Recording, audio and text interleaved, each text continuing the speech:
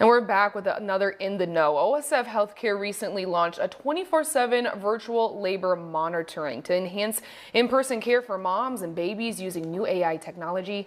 Here to talk to us is Kate Johnson. Now, talk a little about this. AI is starting to take over, the country. It's becoming more prominent in, workspaces. So tell us a little bit more how this can help, mothers. Yeah, absolutely. Thanks so much for having me today. We're really excited about this effort, and it's part of a broader strategy at OSF to really look at how we can support moms and babies through their pregnancy journey.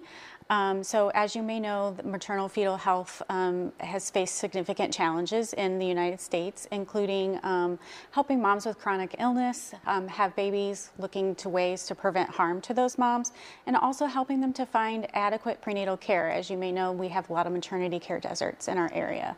So we were super excited to launch this acute OB department to really partner with AI technology and our expert eyes, our nurses behind the desk, to help the bedside nurse.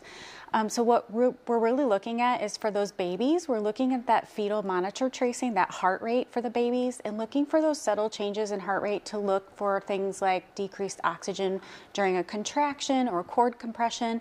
And then for moms, we're looking at those vital signs continuously, what the contraction pattern doing is really how she's progressing through labor to look for any signs or symptoms of something going awry.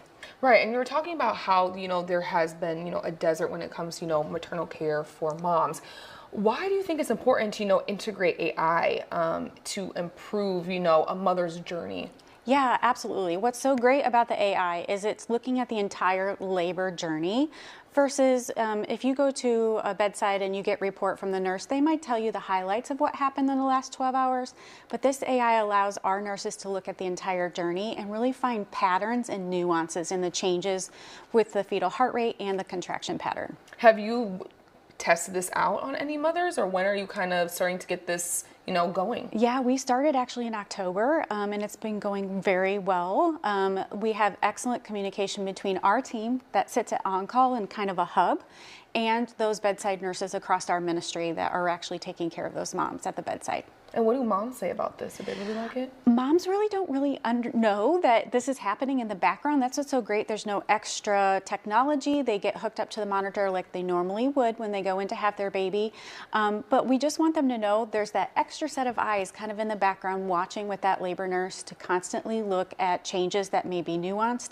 So we can contact that bedside nurse and really talk about what interventions can be done to intervene earlier so we can protect that mom and that baby. So we're super excited. I like to call my team the angels on the shoulder of those labor nurses, just to know that there's always somebody in the background watching, part of their care team. And do you think that relieves stress for, nurses who are, monitoring the moms that are about to give labor? Do you think this AI is integrated now can kind of help level the stress for these nurses? I absolutely think so. I mean, our nurses have more and more put on their plates every day at the bedside, so I think it's just reassuring for them to know that they have an expert on the other side using this technology to help them.